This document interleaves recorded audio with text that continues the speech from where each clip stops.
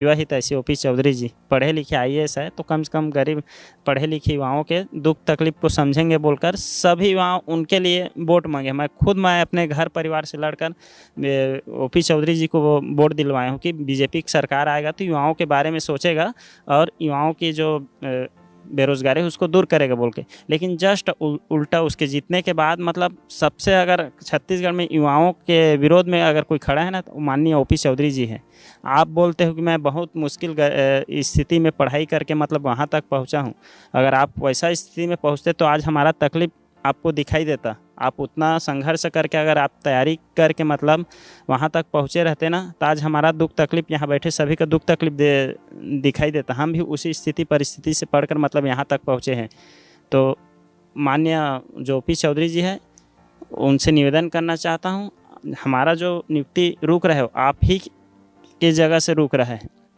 तो आपसे हाथ जोड़ से विनम्र निवेदन है कि हमारे बारे में सोचिए। अपना जो स्थिति परिस्थिति बचपन आप जो बिताए हो ना, बोलते थे कि मेरे पिताजी मतलब बचपन में ही गुजर गए थे बहुत मुश्किल से, तो उस स्थिति को एक बार आप पुनः सोचिए कि किस स्थिति में आप पढ़ाई किए, किस स्थिति में आपके माताजी ने आपको पढ़ाई किए, वैसे पढ़ाई कराए और वहाँ तक पहुँचाए। वैसे भी हमारे माता पिता ने हमें भी दुख तकलीफ करके मतलब पढ़ा लिखा कर यहाँ तक भेजे हैं। अगर उस चीज़ को आप समझेंगे तो बिल्कुल हमारे फेवर में निर्णय लेंगे।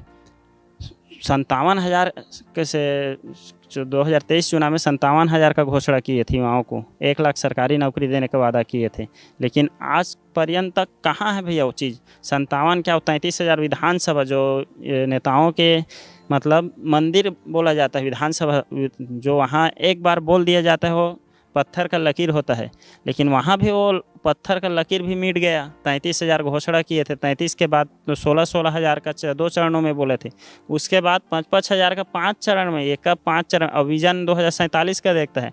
आप तो एक भर्ती को 1 साल में नहीं कर पा रहे हो, विजन 2047 का देख रहे हो। तो वो विजन 2047 सिर्फ युवाओं बेरोजगार जो आम जनता है उसको बेवकूफ़ बनाने के लिए विजन 47 का बात करते हो।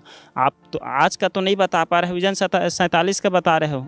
तो माननीय मैं ओपी चौधरी जी से मैं बोलना चाहता हूँ हाथ जोड़ के, हम युवाओं बेरोजगार युवाओं के बारे में सोचिए। आप पहले युवा हितैषी बन कर सभी कोचिंग सेंटरों में युवाओं का भरोसा लिए और चुनाव जीते। आप युवाओं के बदौलत ही आप चुनाव जीते हैं और बीजेपी यहाँ तक पहुँचे हैं।